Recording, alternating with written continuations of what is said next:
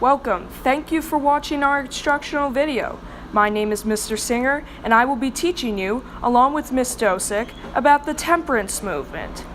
First, you must know that this is a movement during the 1820s. This was a movement about the prohibition of alcohol. You see, during this time period, a man had complete control over his household and did whatever he wanted. This often led to the man staying out late drinking. When the man would get home, he may abuse his wife, even though the woman did absolutely nothing to deserve it. The women from this got so mad that they would protest for the prohibition of alcohol. Therefore, it was a women's movement.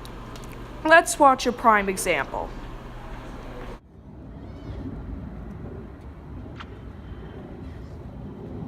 I'm home. Oh, good. I made casserole for dinner. Here. Casserole? I wanted meatloaf. Wait, That's what? it. Ah! Ah! Why are you doing this? Ah! Wake up, you drunken slob. No, I don't know. Maybe if you were hitting me. When did I do that? I don't know, but I'm tired of this. Goodbye.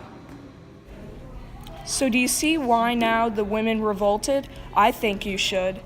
This was unprecedented because back then women basically had no rights compared to what they have today. Is this over? Nope, it is not. Welcome back. Last segment we talked about the reason why the temperance movement was created. This was because of domestic abuse. Now let's delve deeper into the effects of this. This wasn't just a movement, it was a wildfire. It went from New York to Massachusetts and all over the U.S. Then it's spread to other places outside the U.S., places such as Ireland, Scotland, Britain, Norway, and Sweden, even to Canada, Scandinavia, and Australia, even New England, the Pacific Ocean islands near Asia, India, Africa, and basically every other continent. This was amazing because it was just all around the entire world. You've basically pissed the entire world off. They created many organizations such as the Church of England Temperance Society, which was a big one. It was one of the first organizations in Europe to push for the prohibition of alcohol. However, if you're one of those people that says, but wait, England isn't technically part of Europe because it's not on the continent. Well, we thought of that too. In 1836, Norway and Sweden were creating temperance organizations that were the earliest of all non-American countries. This revolution swept through all of Europe. Well, that's all for me today, folks. We now go to the second half of our video with Ms. Dosick. Thank you from our team, and this is Cancun signing out. There were many leaders of the temperance movement in America. Leading up to the 1800s, Benjamin Rush was the first doctor to create and decide that alcohols and liquors were bad for the mind and for the body, and he stated his ideas in a pamphlet. Again, in Litchfield, Connecticut, in 1789, people were saying that alcohol affected people's productivity. Many religious leaders also believed that alcohol was poisonous, including Lyman Beecher in 1825, who was a charismatic and religious leader and preacher. Carrie A. Nation was another strong woman throughout this movement, but she did not bring people. Instead, she brought dismissive language and behavior with this movement. Another powerful woman of this movement was Mary H. Hunt. Mary H. Hunt had power that lasted decades, and she was the most powerful woman of the whole movement, but ironically, she's not known today.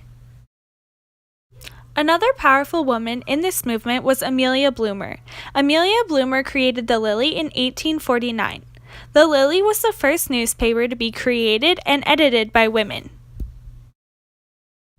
In 1852, in New York, Stanton Anthony created the Women's Temperance Society. Although this movement was predominantly led by women, Gerrit Smith in 1854 was the only member of the U.S. Congress to support the temperance movement. Other leaders of this movement were Susan B. Anthony, Elizabeth Cady, and Elizabeth Bloomer.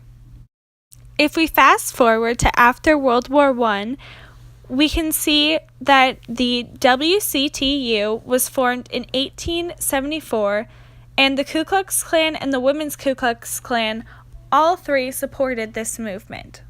Immigration did not help the temperance movement in the slightest.